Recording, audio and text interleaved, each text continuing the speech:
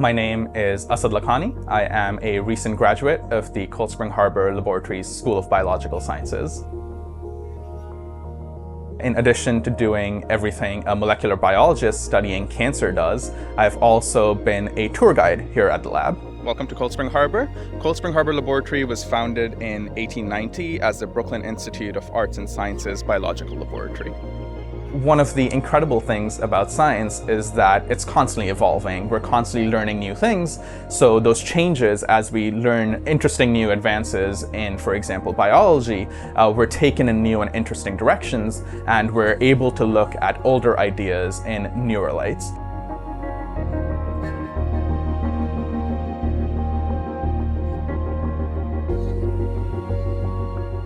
And so a great example of this is some of the work I did in my PhD, where my colleagues and I focused on understanding the role aneuploidy may play in cancer development. And aneuploidy is just a fancier way of saying too many or too few chromosomes. Human cells have 46 chromosomes. It turns out nearly 90% of cancers have either more than 46 or fewer than 46 chromosomes, and they're described as aneuploid cells. Back in the 1910s, when this lab was still in its formative years, scientists first postulated this idea that aneuploidy perhaps could be a fundamental driving force in cancer development.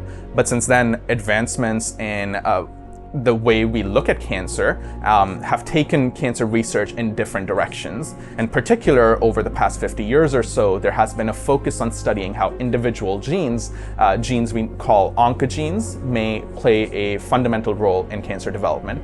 And of course, many of those scientific advancements started right here at Cold Spring Harbor Laboratory, in our meetings and courses, in our research labs, and at the Cold Spring Harbor Laboratory Cancer Center. So today, we have the technology that early 20th century scientists could only have dreamed of. There have been tremendous advances in gene editing. There have been advances in the way we can analyze single cells. For example, Cold Spring Harbor Laboratory's flow cytometry shared resource allows us to isolate and look at individual cancer cells and to rapidly analyze them. We're able to look at cancer aneuploidy, this presence of too many or too few chromosomes in cancer cells, in a whole new light. And to many people's surprise, we found that those early 20th century scientists may have actually been right about this idea that aneuploidy could play a fundamental role in cancer development. So what we did is we took these aneuploid cells, and using CRISPR, we were able to delete these extra chromosomes in cancer cells. We also showed that this presence of an aneuploid chromosome could make cells more sensitive to certain chemotherapy drugs.